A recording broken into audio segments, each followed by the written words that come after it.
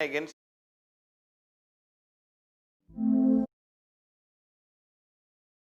the freedom of speech and expression. Article 20, the rights during the time of conviction. When you are about to be convicted, that is Article.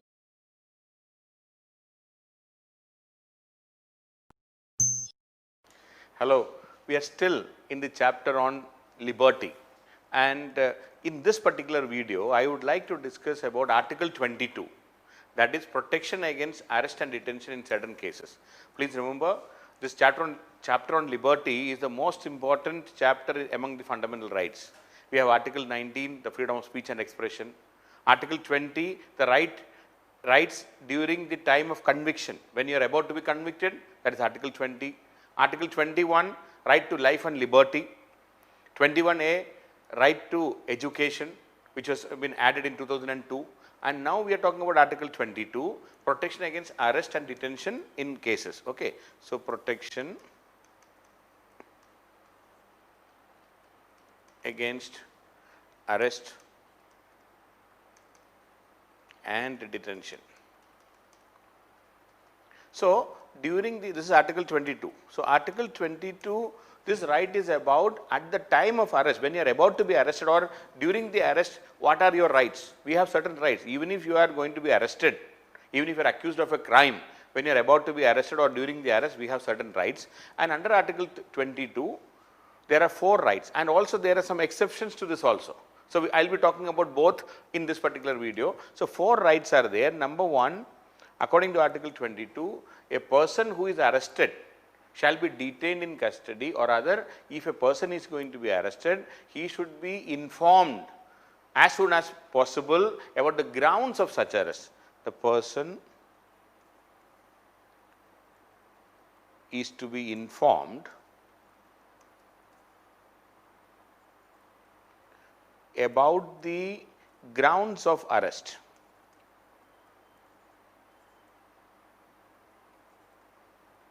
He should be told, he should be informed about the reason for arrest or the grounds for arrest. And so as soon as possible, that is, it is Article 22 says that as soon as possible, the person who is about to be arrested should be informed about the reason for the arrest. So first right is to be informed about the reason for arrest. The number 2 right is, he should not be denied the right to consult and defended by a legal practitioner of his choice. So number 2 right is the right to be consulted and to be defended. The right to be consulted and to be defended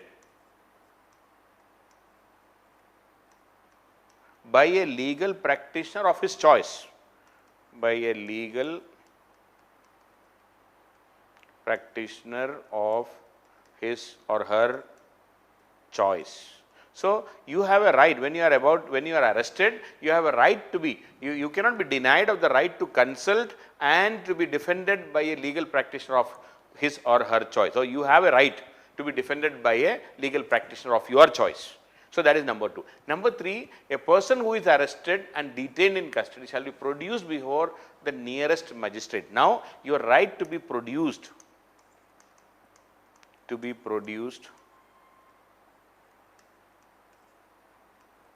before the nearest magistrate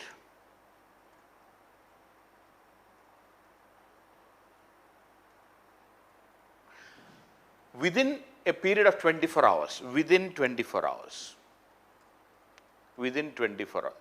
Your right to be produced before a magistrate within 24 hours of such arrest, excluding the time necessary for the journey from the place of arrest to the court. Okay, so it's okay. So the right to be produced before the nearest magistrate within 24 hours. So if you are arrested, if arrest is registered, then you have to be produced before the magistrate within 24 hours. So if required, you will be produced in front of the magistrate at his house if the office hours are over. So there is provision, you have a right. You cannot be denied of your right to be produced before the magistrate by saying that magistrate is on leave or magistrate has gone home. Nothing doing, it has to be done and there is, even if it is required to be taken to the magistrate house, it has to be done. So within 24 hours you have to be produced before the nearest magistrate within 24 hours. So number 3. And number 4, you are right, no person or no such person shall be detained in custody beyond the set time. So a person can be detained only for such time, detained only for such time as given by or as authorized by the magistrate, as authorized by the magistrate. So magistrate will tell how many, for 7 days police custody or judicial custody. There are two things, one is police custody, another is judicial custody. So please don't forget this also, police custody or judicial custody. See, in a judicial custody, you are sent to the sub jail. But in a police custody, you are sent to, along with the police, for further inquiry, for collection of evidence and things like that. So normally any accused will be afraid of being part of the police custody, because you are along with the police, and police, you are staying with the police in the police station and all. So it will be very dangerous, because you know how the police behave, even though there are rules and regulation, but still the third degree treatment, the way it is going on. So there is no end to that. So nobody wants to be in police custody. Everybody, if at all, they will say send them to the judicial custody. So first you will be trying for a bail. If the bail is not possible, then you will be saying that please allow the advocate will be arguing for sending the accused to judicial custody, so that he can be sent to the sub jail, or the last option is of course this police custody. So anyway, so a person can be detained only for such time as authorized by the magistrate. You cannot be detained beyond the time permitted by the magistrate. So there are 4 rights once again. So first right is your right to be informed about the reason for your arrest. Number 2, your right to be consult and to be defended by a legal practitioner of your choice. Number 3, your right to be produced before a magistrate within 24 hours of arrest. And number 4, a person shall not be detained beyond the time permitted by the magistrate. So 4 rights are there, but these rights are for citizens of India, and there are exceptions. Okay, there are exceptions to Article 22. Now coming to exceptions to Article 22. So first of all, a person, if he is an enemy alien, so who are the exception? For enemy alien, there is no right to Article 22. Right to Article 22. So Article 22 is not available for if you are an enemy alien. So if you are not an Indian citizen, or if you are an enemy, and if you are declared as an enemy, then no right. If a prisoner of war, if it is a ISI agent, Pakistani spy, or anyone who are arrested inside in India, then, or Ajmal Kasab type who participated in the terrorist activity in the Mumbai attack, they have no right of Article 22. Number 2, there is also, even for Indians, to a person who is arrested or detained under any preventive detention. Article 22 is not available for those who are arrested under preventive detention. For those who are arrested under preventive detention. If a person is arrested under preventive detention, then these rights are not available. Now, what is this preventive detention? So there are 2 types. So 2 exceptions to Article 22. For enemy aliens, Article 22 is not available, and those who are arrested under preventive detention, again there is no no Article 22 available. So this right to be presented before the magistrate within 24 hours, and all those things are not available if you are arrested under preventive detention. So what is this preventive detention? The 2 things are there. See, now you should understand 2 things. One, there are 2 types of detention.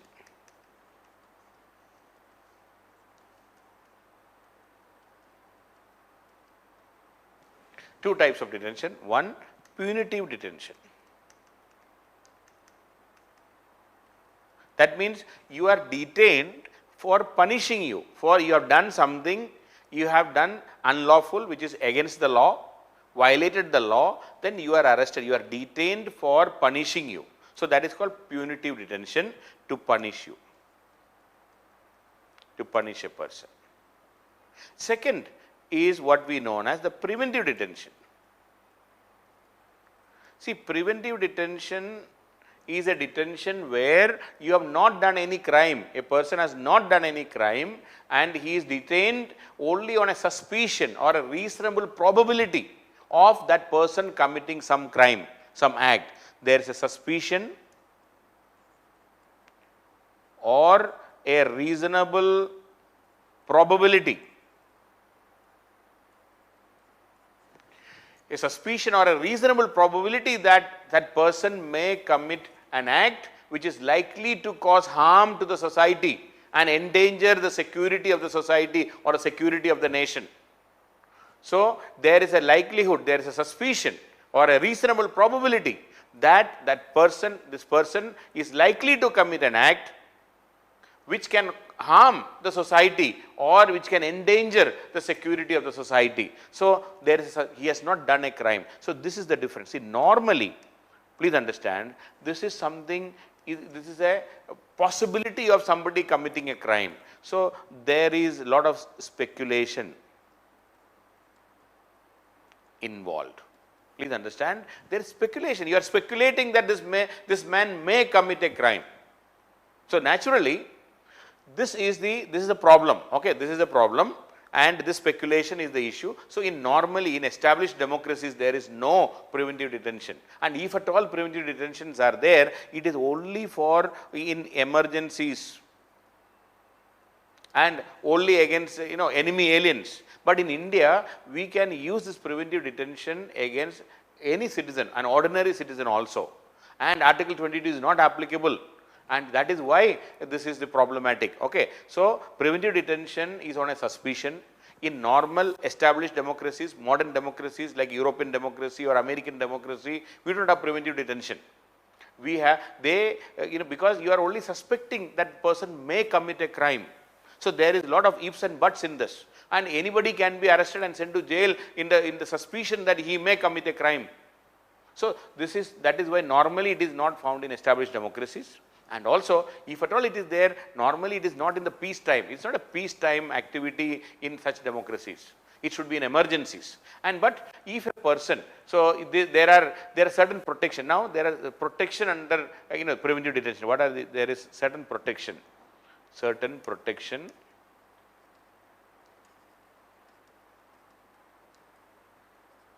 under preventive detention. So there are certain rights even under the preventive detention. So first of all, the normal Article 22 is not available, but there is a protection like number one, a person who is detained under preventive detention shall be detained for a maximum of 3 months. Maximum of 3 months detention. So you cannot be detained beyond that. Number two, the detained person must be informed about the reason as soon as possible. Must be informed as soon as possible. So a person should be informed about the reason for the detention as soon as possible. And number three, the detained person must have the earliest opportunity to present his case before the authority of law. And earliest opportunity, the person should be given the earliest opportunity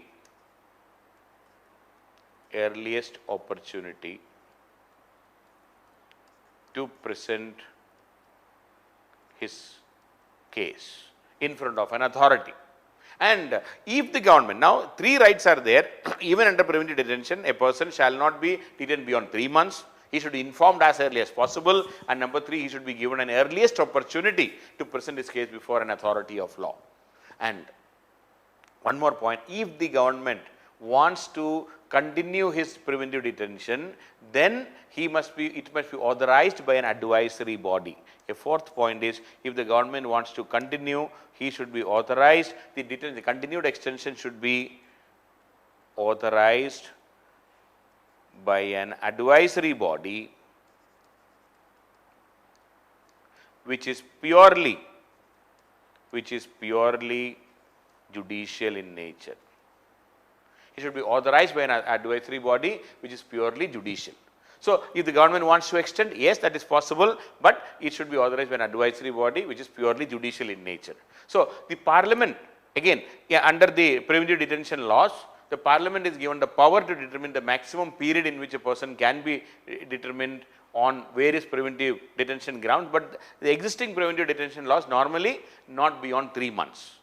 And as I told, India is one of the few countries in the world having such preventive detention laws in normal circumstances, normal time, and normally in peace time, preventive detentions are not there in most of the established democracies. And in emergency, it can be there. But again, the only point I would like to add here is in an analysis, the only argument I would like to put forward is, in a country like India, any such law, the chance of misuse is extremely high. And please don't forget, the chance of misuse is very high. In India, a lot of misuse is there. That is where any draconian law, Article 22, it says that a person who is arrested and detained should be presented in front of the magistrate in within 24 hours. No such thing in a preventive detention. The chance of misuse, and where in a country where a lot of illiteracy and where there is a lot of people have no awareness about the law, all such laws, the chance of misuse is very high. That is why the problems are there, and it is still going on. The misuse is still going on. The high-handedness of the police, the high-handedness of the authorities, and even the police who are willing to comply with the orders of the political masters, ultimately the political opponents are suffering, and there are chance of misuse in this case also. So, that is about Article 22 and preventive detention within that. Now, in another video, I will be talking about the history of the preventive detention and the various preventive detention laws in our country. I would like to deal with that in a separate video. I will be talking about that. But otherwise, Article 22, 4 rights are there, and then there is an exception, that is preventive detention. 2 types of people can be put under preventive detention, or rather 2 types of people who are not eligible for Article 22, that is either an enemy alien or those who are put in preventive detention, and 2 types of detention, punitive detention and preventive detention. So, India is one of the rare countries in the world there is preventive detention in peace time and in normal time.